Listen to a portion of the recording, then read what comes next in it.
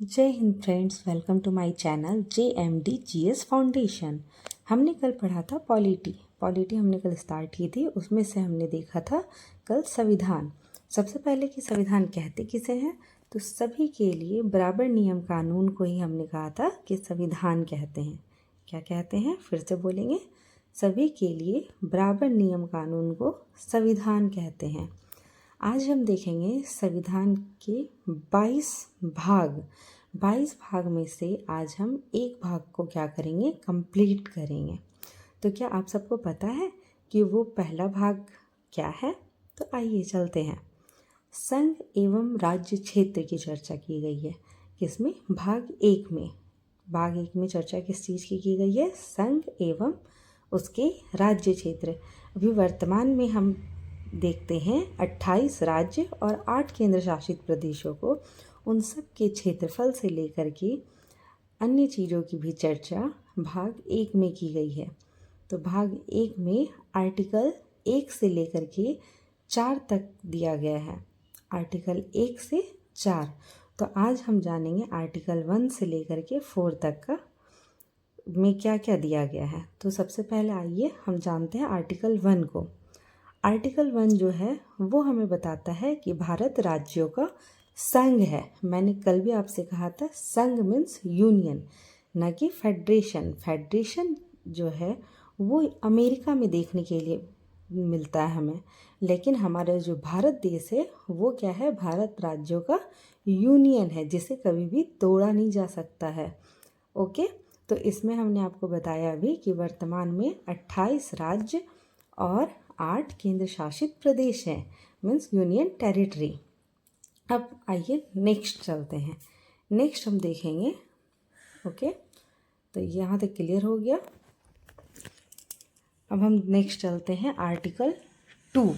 Article 2 क्या कहता है कि विदेशी राज्यों का भारत में विलय, मीन्स अब्रॉड के जो भी कंट्रीज़ होते हैं, विदेशी जो भी राज्य हैं, उनका क्या कर सकते हैं, हम आर्टिकल 2 के तहत भारत में विलय कर सकते हैं।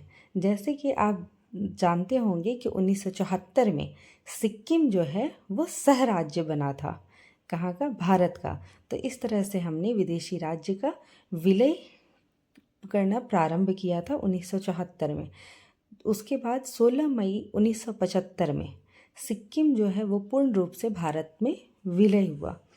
तो सबसे पहला ये एग्जाम्पल दे दें कि 16 मई 1975 में सिक्किम जो है वो भारत में शामिल हो गया था।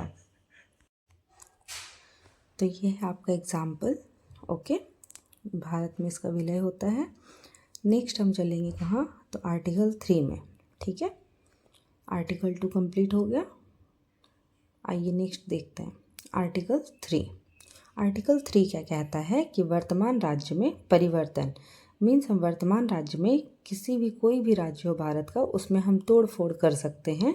जैसे उत्तराखंड, उत्तर प्रदेश, जैसा आपने देखा ही था क्या बीच में क्या हुआ, झारखंड, बिहार से झारखंड अलग हो गया था सन 2000 में।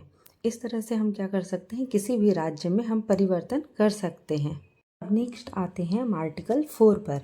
आर्टिकल 4 क्या कहता है कि संसद द्वारा आर्टिकल 2 और आर्टिकल 3 में परिवर्तन किया जा सकता है। मीन्स संसद के द्वारा क्या किया जा सकता है, आर्टिकल 2 और 3 में परिवर्तन किया जा सकता है। और सबसे बड़ी बात इसमें क्या है कि जो राष्ट्रपति है वो आर्टिकल 4 में किसी भी तरह का हस्तक्षेप नहीं कर सकती हैं। क्यों नहीं कर सकती हैं? क्योंकि इसे आर्टिकल 368 से बाहर रखा गया है। राष्ट्रपति को कौन सा आर्टिकल के तहत पावर मिलता है, बता। इसमें क्या हो सकता है, राष्ट्रपति हस्तक्षेप नहीं करेंगे। राष्ट्रपति हस्तक्षेप क्या करेंगे, नहीं करेंगे।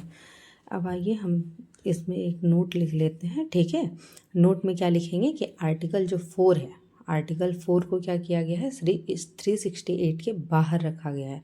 आर्टिकल 4 को क्या किया गया है, आर्टिकल 368 के बाहर रखा गया है। ओके, अब चलिए एक ब्रीफ में हम क्या करेंगे, इसका रिवीजन कर लेंगे। तो आइए हम चलते हैं। ये हो गया कंप्लीट, आपको 368 के बाहर रखा गया है। ये थोड़ा सा मिस्टेक हो गया। ओके, चलिए आगे चलते हैं। नेक्स्ट है, रिवीजन करते हैं इसको थोड़ा सा शॉर्ट्स में ताकि आप लोगों को ज़्यादा परेशानी ना हो। आर्टिकल 1, आर्टिकल 1 में क्या हमने बताया कि भारत क्या है, राज्यों का यूनियन है। आर्टिकल 2 के बारे में हमने क्या कहा था कि विदेशी राज्यों का क्या कर सकते हैं, भारत में विलय किया जा सकता है। किस चीज़ का विलय किया जा सकता है, विदेशी राज्यों का। किसी विदेशी राज्य को हम भारत में क्या कर सकते हैं, मिला सकते हैं। हालांकि ध्यान रखिएगा वो मिल तो सकते हैं, लेकिन क्योंकि हमारा भारत देश क्या है, यूनियन में आता है, इसलिए आ सकते हैं लेकिन जा नहीं सकते। अब नेक्स्ट है आर्टिकल 3। तो आर्टिकल 3 में हमने क्या देखा था कि वर्तमान राज्य में क्या किया जा सकता है, बताइए। वर्तमान राज्य को कभी भी तोड़ा जा सकता है। जैसे सन 2000 में झारखंड, बिहार से झारखंड को क्या किया गया था, अलग कर दिया गया था। अब नेक्स्ट है आर्टिकल 4। तो आर्टिकल 4 को हमने क्या कहा था, 368 से बाहर रखा गया है। ओके, क्या किया गया, 368 के बाहर रखा गया है। अब देखते हैं आगे कल, ठीक है। कल की क्लास में फिर मिलते हैं और फिर हम कल डिस्कस करेंगे देसी रियासतों के बारे में। आप तब तक कमेंट करके बताएं कुल कितनी देसी रियासतें हैं और कुल देशी रियासतों को कितने राज्यों में बांटा गया था और इसे मिलाने में किसकी भूमिका रही थी, ठीक है। तो नेक्स्ट आप अगर देखना चाहें तो इस तरह से इसे देख सकते हैं, एक पेज में मैं लिख करके डाल दी हूँ। ओके, तो जय हिंद, जय भारत, बाय।